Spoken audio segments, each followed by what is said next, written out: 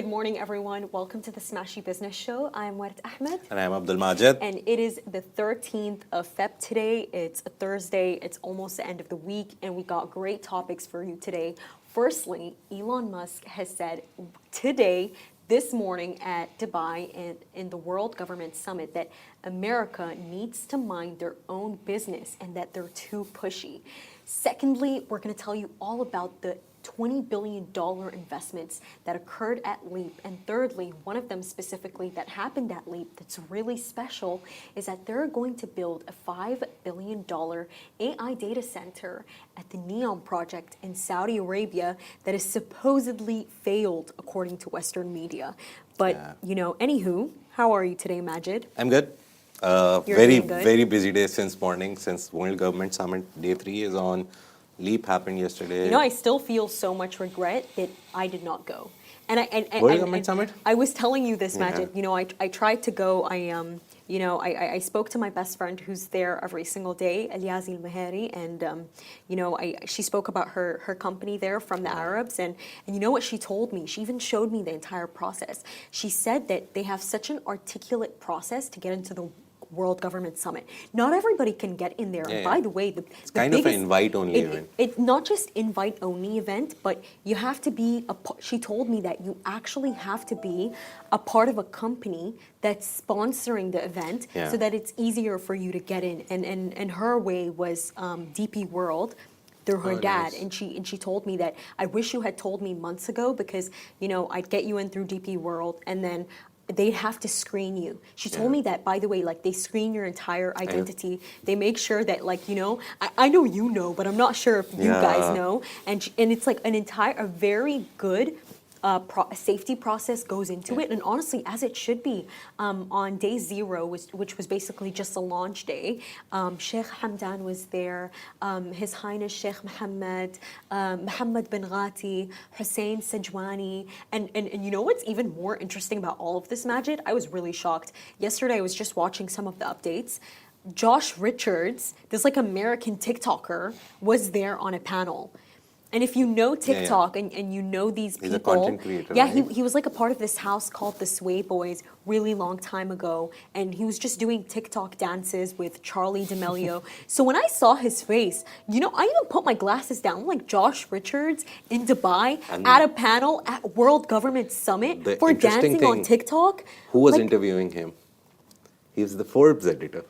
So they brought in a seasoned journalist, a guy who does journalism for a job since 20 years, and they brought a content creator, and they made them sit down. And I remember one of the questions that the Forbes guy said, he was like, how do we make the news and the traditional legacy media more appealing to Gen Z? And he had a very great idea. He was like, make us a part of it. Bring us on board. Make us do news with you, but in our style. So it's we need to find a middle ground, a synergy where we, the content creators who understand Gen Z and know how to provide content, they know the packaging. Gen Z with his thirst traps. No, I mean it. No, that's what Josh Richards is famous for, by the way. Like him, he was a part of something called the Sway Boys with Bryce Hall. This guy called Griffin. But he was famous. And no, but I mean it. What all his videos were? They were all thirst traps. So I just to see a guy who does thirst traps and just dances at the World Government Summit, one of the most respected summits in the UAE, I'd say even in the Middle East, in the world, to see him there in the panel with a Forbes editor, a very seasoned journalist, as you said, Majid, I can't lie to you, I was a bit shocked there. I was like, oh, okay. I was shocked, but I was really actually interested because there's this idea that only journalists are doing journalism, but you see the numbers, the recent numbers, whenever we have an event tomorrow on Friday, our own in-house event by Augustus Media. You guys can still come. Yeah, so the first one that we had, I remember a lot of influencers came and they said a lot of great things. So this time also they're coming, and we have the Ramadan edition, how to package stuff for Ramadan. But obviously there is going to be talk about a lot of other stuff. The main interesting point for me was this guy knows the audience. You call it thirst trap, you call it anything. This guy understands that this is the packaging whatever I do, this is the packaging. And the product inside can be created by Forbes or legacy media like CNN, BBC. And we've seen that with KT Plus. As soon as he said this, that make us part of it, I was like, okay, Khaleej Times Plus, KT Plus is doing a good job with this. Their alt account, KT Plus, they're doing videos. We talked about it before when we were discussing the Monify story as well, that Monify came, invested millions in the start and didn't work out. 100 people were let go. But KT Plus is going slow and smooth. They're at nearly 50,000 followers. So they're appealing to the Gen Z with that fast-paced videos. By the way, they're definitely appealing to me. They are. So you have to understand that this, again, your point is completely valid. Yeah. But I think it was really interesting just putting a not random, but a He's content not creator. random. A random content creator as in the sense that he's not a journalist. You put a season, But the discussion you know would be like fireworks. You know who they invited, by the way? That was also really interesting. So first of all, they actually set up a creators HQ at the World Government Summit. And secondly, they brought in this guy. He's called Dylan Page. And if you know Dylan Page, he goes on TikTok and basically on this like desk setup, it's like this IT setup, he tells the news. And you know, from like a bunch of my friends, Majid, Gen Z friends, as you'd like to call them, they all watch Dylan Page, by the way. I don't watch him, but they say that, oh my God, I love the way that Dylan Page tells us the news. So in that sense, I definitely understand it. Sorry, I was making the point that our event is, and all the industry researchers that you see online, everyone is saying that nearly 50% of the world is now getting their news from social media. That was the BBC said it. Yeah. So that is the main point, that if you're getting it from social media, you have to use a person who knows social media. So content creators do come into this new age where we're moving towards. See, content is content. News is content. Entertainment content is again content. Even the written piece that you see on a paper is content at the end of the day. So how content will evolve will depend how these two generations, two ideologies, two different sets of like ethics even. It's, you know what? Old people have different, old journalists have a different set of ethics. Content creators have a very different set of ethics. How they will merge together, and from there we'll see the future of content. You know, I think with content, what I've noticed is with certain creators is they're very authentic in the way that they're not being sponsored, so they'll tell you what you need to know. I told you about this before, Majid. There was this lady on TikTok, and she was like, by the way, for everyone standing at this breakfast spot waiting to eat there, I just want you to know that this is how they cook their food, and that it's really nasty and you don't want to be there. And then I remember a bunch of people said that before I literally go anywhere, I deep dive it on TikTok. So what comes with what these content creators usher in is they usher in this new format of truth, this new format of genuinity, you know, of just being genuine. And that's something very rare nowadays. You know what this brings me to the topic of? Just a while ago, Majid, I had gone to my university for this BMW talk. So basically BMW, in collaboration with the University of Birmingham, they help students there get internships. And but like if you know BMW, by the way, it's really difficult to get an internship there. I had a friend who they interned for Rolls-Royce, and the process was, it was 50 people, by the way, from 8 a.m. to 5 p.m. And at every single, I believe, 2 to 3 hours, they cut the number down until it reached 10 people. And those 10 people, that's when it was finally like, it wasn't like group work and presentations. It was those 10 people being interviewed by all of the directors, and they cut it down to 6 people.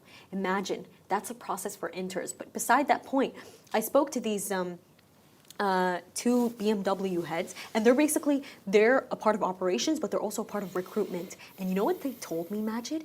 They said, man, people need to stop using ChatGPT the way that they do. They were like, we use ChatGPT, but when we're looking through your LinkedIn, we can tell that you're not being genuine. Yeah. We can tell that you're not presenting yourself. You know, they said that we sit with people and we interview them, and we're like, you know, why BMW? And instead of somebody actually telling the real reason, like for example, the guy I was speaking to, he told me, he was like, the reason why I went into BMW was because of the fact that my bicycle that I was riding in Spain when I was a kid, it was from BMW. And he went like, he told me that he put out an entire timeline, a plan into how he's going to intentionally become a part of the BMW team.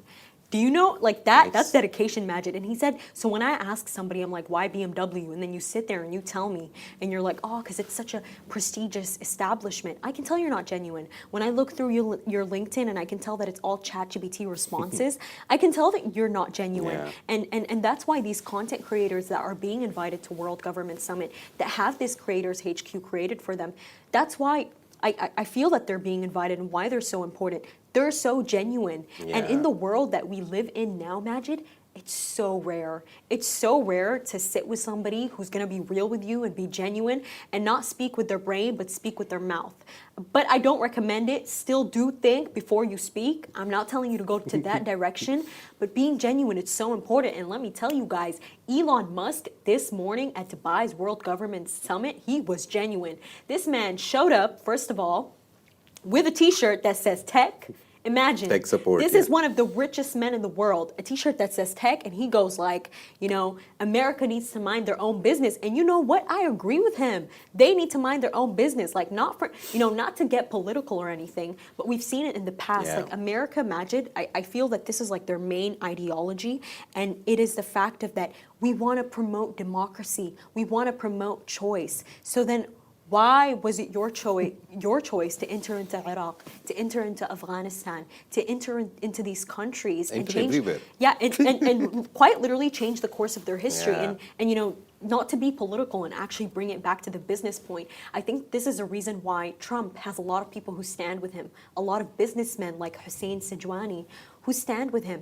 It's Yeah. because of the fact that Trump has very business-friendly policies. I feel that Trump, at certain points, he leans more into business more so than politics. If you notice, he's always concerned about the money. He really is always concerned about the money. And you know, me and Majid, we saw it this morning while watching the interview that Hussein Sijwani had with an interviewer at CNN at 1 a.m., by the way, where basically Sijwani was like, yeah, me and Trump, we have a great relationship. And, you know, he invested, I believe, into OpenAI.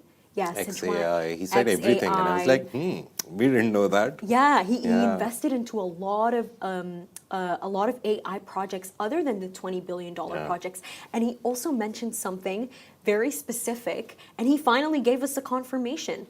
Trump has, you know, business-friendly policies that are going to allow me to expand into the U.S. It came straight out of his mouth. Wed is not saying it anymore. Majid is not saying it anymore. We heard it right from Hussein Sijwani, and I think that's what basically Elon Musk was trying to do today at the World Government Summit, Majid. I feel like he was basically trying to say that America needs to mind their own business, and my friend Donald Trump is minding his own business by caring more about money. But what do you think? His whole this idea is one. First of all, it's politics. It's very clearly a political statement that we should stop interfering in other countries because at the end of the day, it does cost money. It costs money in supporting other countries with arms, ammunition, helicopters, jet fighters. Everything costs money, and those jets and all that ammunition and weapons are not cheap. So that's the point. That's the very first thing that comes out of it, the business perspective. Secondly, he's the head of DOGE, Department of Government Efficiency. We have an equivalent in UAE. Even before DOGE was formed, the UAE already had a zero bureaucracy program, which was launched last year to last year nearly, but before DOGE. And I remember the UAE AI minister, he also talked about it that when DOGE was announced, he said that we already have it, and he flaunted it like, oh, we already have it. So tech support, the shirt that he was wearing, I think it was indication, very clear indication that the world has moved on towards AI, towards robotics, towards whatever he is doing. Towards being more genuine. Yeah, towards you being know? more genuine and towards more tech. That's the main idea. course. But importantly, Elon Musk saying that we should not interfere. Elon Musk saying that we need to literally erase agencies, government agencies. He's saying that we can save nearly $1 trillion per year. $1 trillion. That's a lot of money by making government systems, government agencies, government departments more efficient by removing the people who are not working. Yeah. So he's saying that we'll remove those public servants who do nothing in a public department. Yeah. We'll put them into the private sector and make them more productive. So his idea is that when you work for a private company, you're more productive. When you work for a public company, you have this very nice comfort zone in your mind that you're not going to be fired, and it's a long process in bureaucracy and government to get fired because the manager has to file a report and then there's a whole investigation. It takes a lot of time. So people think of government jobs, public sector jobs as safety nets. So he's like, we need to remove that safety net so people become more productive. That's his main idea, and he's very productive. He's always tweeting. As soon as he gave the talk, after like 5 minutes, people recorded videos and posted on X and started tagging him. He started replying to them. I was just looking at one of the few. He is online. Yeah, so he's chronically online. Imagine. Chronically online. So he's running XAI, one of the biggest AI startups. He also said during the whole talk that XAI, their product Grok, which is like ChatGPT, OpenAI has ChatGPT, XAI has Grok, Anthropic, the third biggest one, has Claude. So he said that we've tested Grok 3 now, and apparently Grok 3 has beaten all the other AI versions of whatever we see in ChatGPT, Claude, and everything. There's one Perplexity as well, but it's more like a backend system that others can use. But his idea is that I'm going to beat Sam Altman, which takes us to the last 2-3 days where they've been fighting a lot. Elon Musk. You know what? I don't think it's fighting. It's a very good fight, trust me. I really don't see it as a fight, by the way. I see it as Musk, trying to get a reaction out of Altman, and or Altman maybe is bullying him So, into submission. Yeah, exactly. So basically, what happened is that Elon Musk offered to buy OpenAI from Sam Altman, and obviously. Sam for Altman, $100 billion. Yeah, and obviously Sam Altman is going to say no. I mean, are you kidding me? ChatGPT, it's on my laptop, it's on Majid's laptop, it's Everyone's on all of our laptops, My phone, I also have an app. So I No use the app way. as well. I use it for Even the voice-generated app. things. Oh wow, that's crazy. So yeah. basically, what happened is that Altman responded in an interview, and what he said is so interesting. Yeah. He was like, I really believe that Elon Musk is not a happy person. I believe that he's not a happy person. And he said he's insecure. Yeah, because his he called Grok him is not insecure. performing as good as ChatGPT. And then you know what even got more interesting is the fact that the interviewer then went like, are you afraid of the fact that because of the fact that Elon Musk works for Trump, works for the government, that he's gonna convince Trump to do something that won't be in your best interest? And then Altman responded, you know what, I'm actually not concerned about that. I probably should be, but I'm not. Yeah. And in that moment, Majid, you know what I saw there? Honestly, I never felt anything towards Sam Altman, but now I see him as a true visionary that he is. Because to give a response like it's very mature. By the way, it is very mature, and the fact that this is why ChatGPT, this is why OpenAI is doing great. Sam Altman is focusing on his own venture, his own enterprise. He is not focusing on Elon Musk. That is not his priority. It's Musk's fault. They founded OpenAI together in 2015, and Elon Musk decided, okay, I want to make Tesla what it is today in 2025. Isn't it crazy that we're saying 2025? By the way, I'm still not used to it. It's like kind of freaking me out a little bit that it's 2025, but anyways, that's past the point. That's beside the point. But I just, and you know what's crazy? Him kind of going, by the way, on a Zoom on World Government Summit here is almost a distraction, by the way, Majid. Like, because of that, I completely forgot about the Altman situation. Yeah. Just completely forgot about the fact that he called Elon Musk insecure. There's like the whole story, it's interesting from a lot of perspectives. Yeah. Him offering 97.8 billion, not exactly 100. Elon Musk and some partners joined him, and they offered like, we'll buy OpenAI, the whole company, for 97.8. Sam Altman comes back, replies on Twitter, no, it's not for sale, but I will buy Twitter. He didn't say X. He said Twitter for 9.78 billion. So that is the jab that Sam Altman took. Then he was at Paris AI Summit, where UAE and France also signed a deal, $30 to $50 billion of data centers. And there he was there, and everyone saw him and went up to him and was like, are you taking the offer? Are you taking? And then what word told you that this happened, that he got, to be honest, after a point, after seeing so many videos, everyone did an exclusive. Bloomberg, he talked to Bloomberg, he talked to CNBC. But there was one channel, I'm forgetting the name, but he was going down the stairs and they were running after him. Oh, you're bad. And I saw some kind of frustration that he is trying to raise money for OpenAI. He has Stargate in progress with SoftBank and Oracle. Trump was the face of the whole project. But still, people are still asking him questions about Musk and AI, OpenAI. So I think he will eventually get frustrated that I have built something which everyone is now following. By the way, there's this new player in town. I was just testing it in the morning, Lesha. That's a French AI, and it's really, really fast. You see ChatGPT creating text like in lines, and like you see the whole transition. It's slow when the request is long. Lesha is by, what was the name of the company? Completely forgot it, but Lechat, Lesha. I think Shah, the word is for cat, but they said it like the chat, I guess. Use it, try it. It's the new player in town. It has like 200,000 downloads. The new player in town. But yeah, it's the new player in town with ChatGPT, Grok, Claude, and now Lesha. But Majid, like when we're and speaking about these Americans and all their AI projects, to be honest with you, who I think are the real players here? I think the real players here are the leaders here that we have in the Middle East. It's people like Hussein Sijwani. Honestly, every single day, by the way, more and more, I come to respect this man more because of the fact that he's not involving himself with these personal politics that are going on with all of them.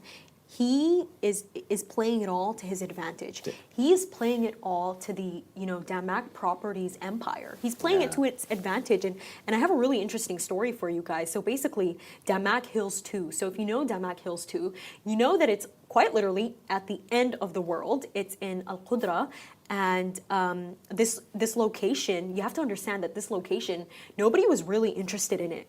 No, like a couple of years ago, a decade ago, a lot of people were not interested in it because of the distance. It is quite far.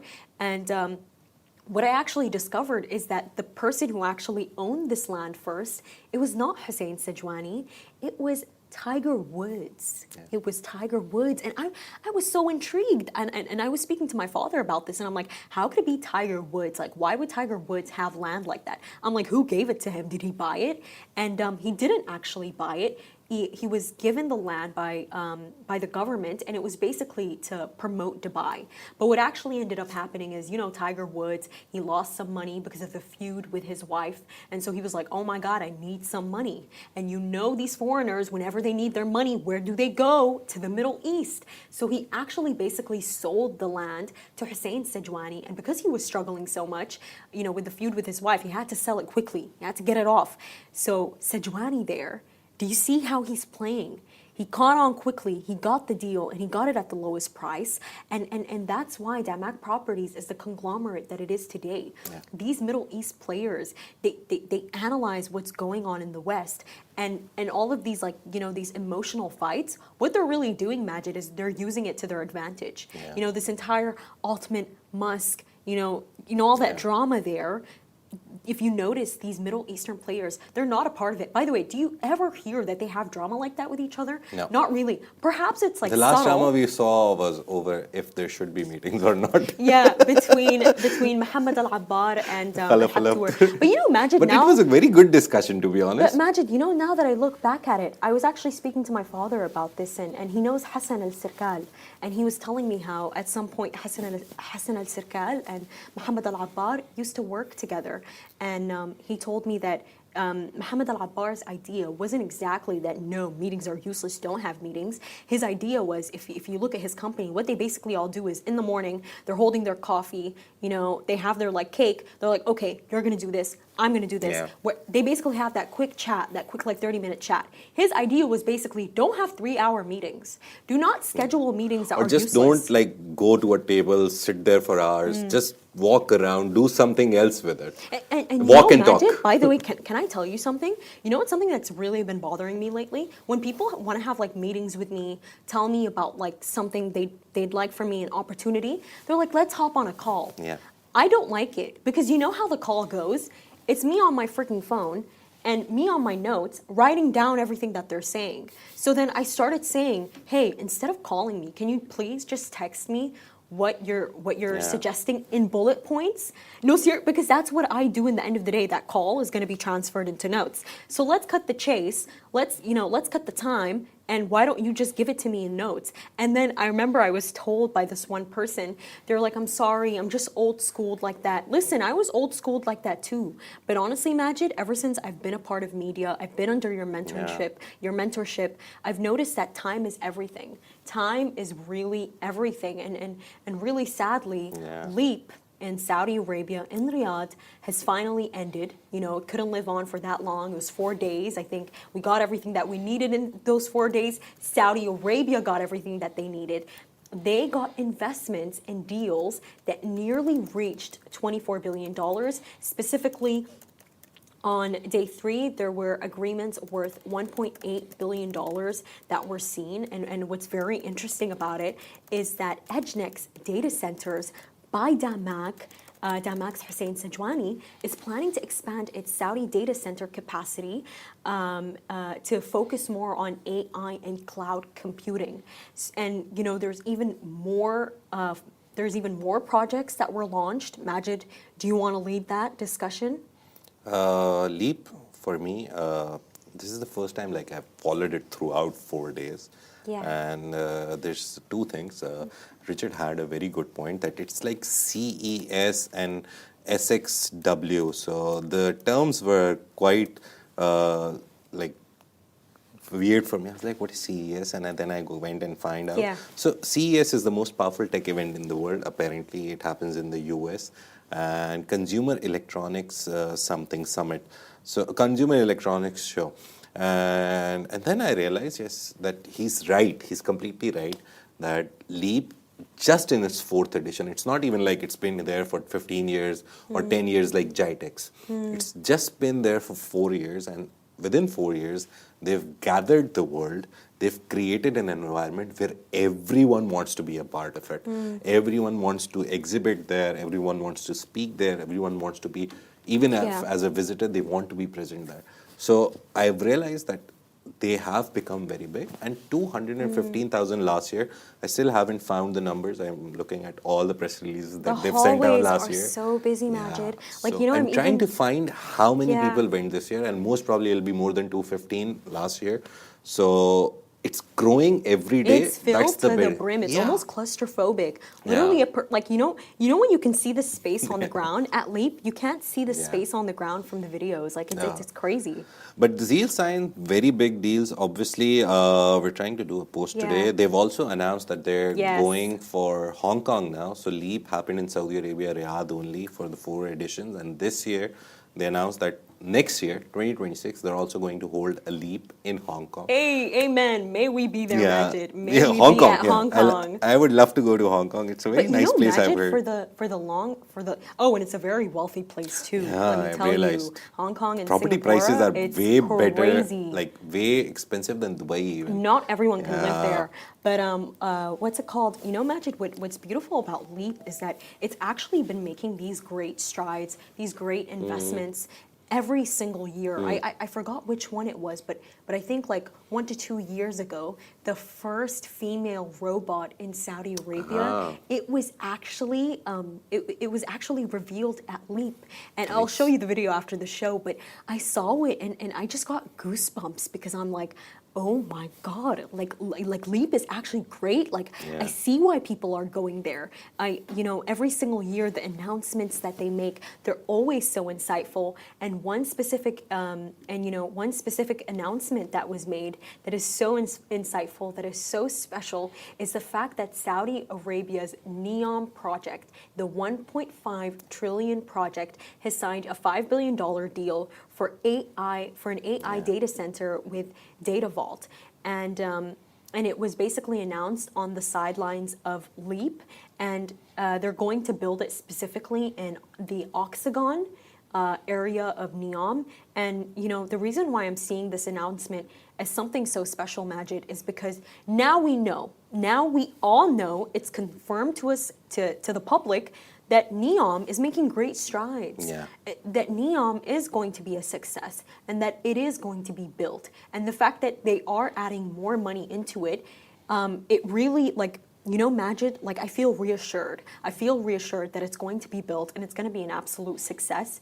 And it's crazy to think about this, but, you know, just a few months ago, the CEO of Neom stepped down, and, you know, of course, Western media, you know, they had to run in and say, you know, this is because it's at threat, it's not going to be built. So the fact that we're hearing that, you know, they're making these great strides in building these AI data centers, starting with this DataVolt, I'm sure that there's more to come, is really telling of how successful this project is going to be and how much of a techno world it's going to be. By the way, like, you know how everything has an aesthetic, like everything on Pinterest?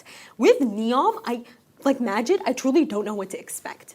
I know that it's going to be so beautiful as the Red Sea, but I just I don't know how this technology is going to look. I can't imagine it. Only part that has opened is Sindala, which is a tourist ultra luxury sort of like an archipelago of island and everything. And you look at it and it's beautiful. So as soon as the other projects, the Line, Oxagon is kind of like a mountainous thing that they're building. I don't know exactly what they'll build. We have the 3D models, but the real thing is the real thing. But Sindala is very beautiful. Maybe one day we'll go and we'll see the prices are a little down. Or right now, I think they have discounts. We should go. But just to give you another glimpse of what happened at Leave, there were a lot of startups there. And obviously, it's a very big networking event as well because everyone's there. So there's a lot of startups got funded as well. I won't say the name of all of them, or maybe I should. There's Merit, which raised 28 million, Hydra 3 million, Lahint, it's a Saudi startup, they raised 4 million, Ula.me, Saudi Arabia again, 28 million, Torod, that's a Saudi startup, 42 million Saudi Riyals. Build Now, again a Saudi startup, got $9.7 million, Tajir, Saudi Arabia, 6.8 million. So many startups got funding at that event because they were there at a point when other people were there. A lot of funds were launched as well. 300 million fund was announced by Hands On Global Management, and they want to publish video games. That's one. 150 million from the National Technology Development Program to fund 4 new accelerators, again helping startups become bigger. 80 million digital infrastructure for Joy Capital. Your EdgeNext, your favorite, Mr. Hussain Sajwani's Damak and their data center side, EdgeNext, they have also promised that they'll make their, so they have a data center in Saudi Arabia already. So they'll increase the capacity to 500 megawatts by 2030. So that's also there. Everyone was there, literally. Quite literally. So the first day we saw 14.9 billion. Second day we saw nearly 7 billion. Eventually, what I thought was it racked up to nearly 20 billion. The final numbers we'll have soon. We'll share it with you. We also want to see how big it was. You know, just an extra point to add in. So EdgeNext by Damak Hills by Hussain Sajwani is actually it's basically the subsidiary of Damak that's going to be used to help build those $20 billion AI data centers that Sajwani announced with Donald Trump in America. So, you know, that's just an extra piece of information that you guys should know. And with that being said, thank you so much for watching, everyone. This is Smashy Business Show, a Smashy Business production under the Augustus Media Podcast Network. You can find our newsletter on Smashy TV, and do make sure to follow us on all of our news channels. And see you tomorrow. Bye-bye.